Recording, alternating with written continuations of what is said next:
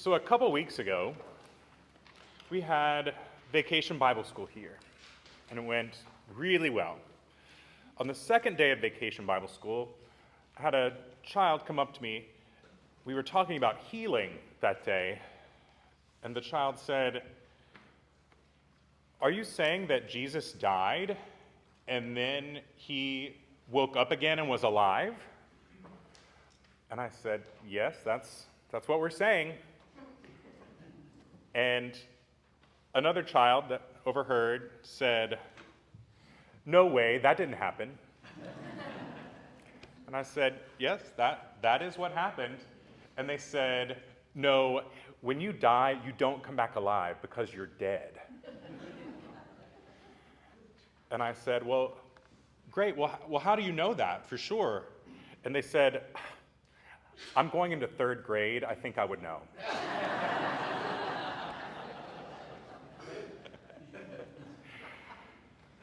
We got it worked out later, but it's all good. But I loved their tenacity.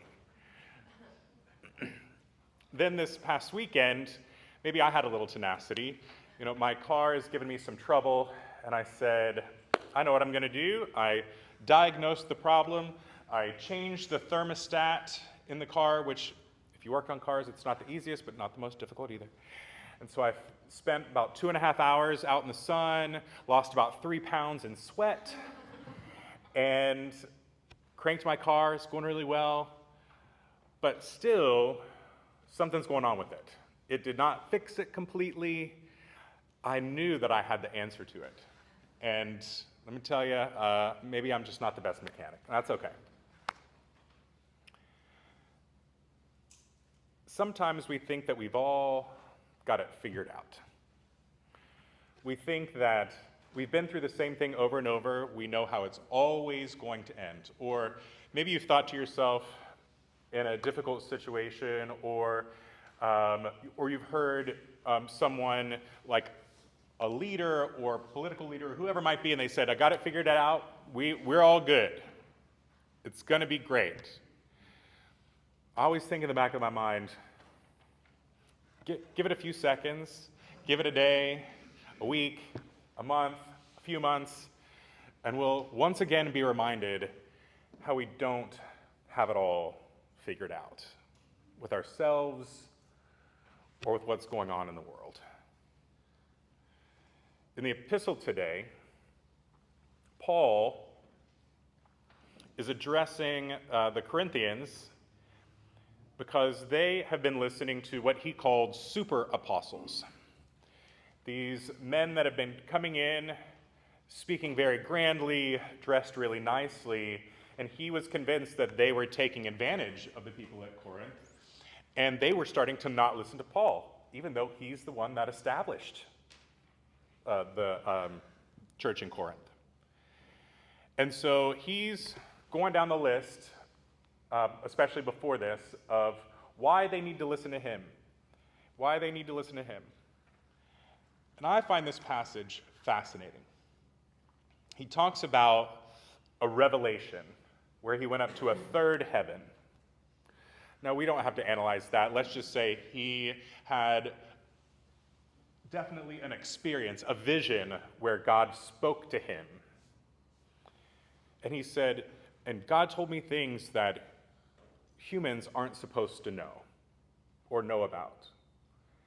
And so I'm not going to tell you what God said.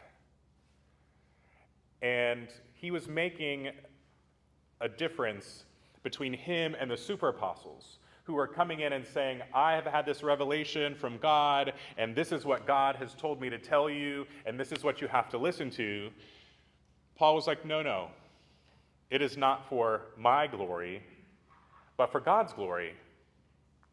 But he does say one thing that God told him that I find fascinating.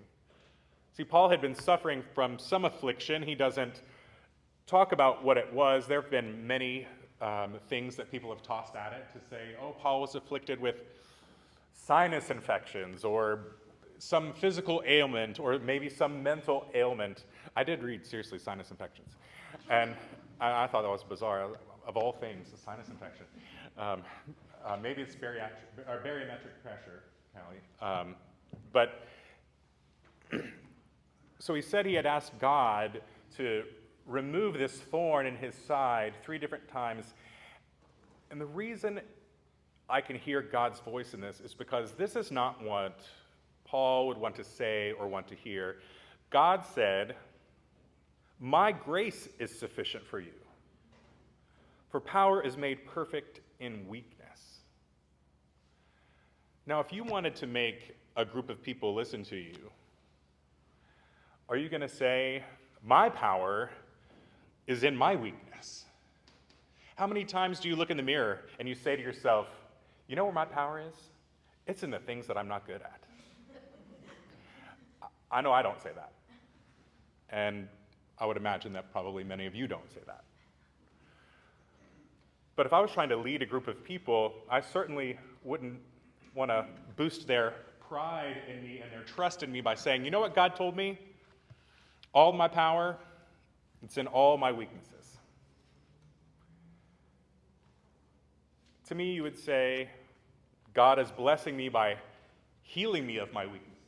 God is listening to me and maybe like a genie in a lamp, hearing everything that I'm saying, and magically I'm cured of all my weaknesses. Paul says, no, I live with them. They are part of me. God's grace is sufficient, especially because I'm imperfect. I mean, what's the definition of grace, right? Nothing that we do is ever going to be good enough, but God still grants us grace because of God's love, because we're not perfect. When we look at the gospel today, there are many things that you can suss out of the gospel. But for me, what's really intriguing is that he sends the apostles 2 by 2. Now you could say it's for their safety. He's told them to take no money. He's told them to take no food. All they have is a staff, 1 tunic, and some sandals. You know, it didn't go very well for the Samaritan, so maybe it's for safety. But when I think about the imperfections of the apostles, I think about sending the 2 as if they had to support each other because none of them fully understood what Jesus was doing or what Jesus was about. You know, we could see so many times where the apostles failed, right? I mean, we always talk about Peter and the cock crowing 3 times. We can talk about Judas, certainly. We can talk about lots of things that the apostles did to make them imperfect people. And I think to myself, even during this, they didn't fully grasp what God was teaching, what Jesus was teaching them, and hence God. So what a perfect way to help each other out by sending them in pairs. Your perspective on what Jesus is teaching to help me, and my perspective on what Jesus is teaching to help you. What a wonderful way to keep each other accountable, to make sure that word is being given to people as you go town to town, because the apostles weren't perfect. Jesus understood that. And Jesus said, these apostles aren't perfect. They don't have the perfect education. They don't have the perfect breeding, maybe. They don't have the perfect socioeconomic status that's going to really give them an elevation for people to listen. They have none of these things that would help them be more perfect. And I want them. And they are going to carry my word. When I hear these lessons, I can't help but be reminded how we all don't have the answers. And how we can be convinced as we experience God, we have it all figured out. This is how God works. This is how God acts. This is how God accepts us or doesn't accept us. Sometimes we give ourselves such a hard time. Oh, we were supposed to do this. Oh, we missed out on doing this. Oh, I feel bad because this person needed help and I couldn't do it. Whatever it might be. We're giving ourselves a difficult time sometimes, maybe a lot of the time. And Jesus says, oh, I know you're not perfect. That's why I called you. Because as God says, my grace is sufficient for you. For power is made perfect in weakness. Perfect in weakness.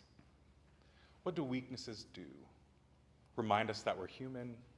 Remind us that God is God. Remind us to be humble when we're helping and maybe when we're teaching or learning or having lots of opinions on why we've figured it all out.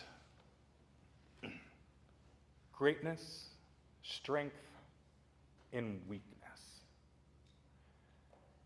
And the wonderful thing today is that we all get to walk this aisle, come to the altar, be around our friends and our family and our loved ones, knowing that, no, we're not perfect. And that's exactly why Jesus said, follow me and go teach about me. Not the things that you do perfectly, but even in your weaknesses, come with me. You're not alone. I'm with you. My grace is sufficient for you, for power is made perfect in weakness. May we take a deep breath, that we can be filled with the confidence that God has given us his grace in our imperfections. Amen.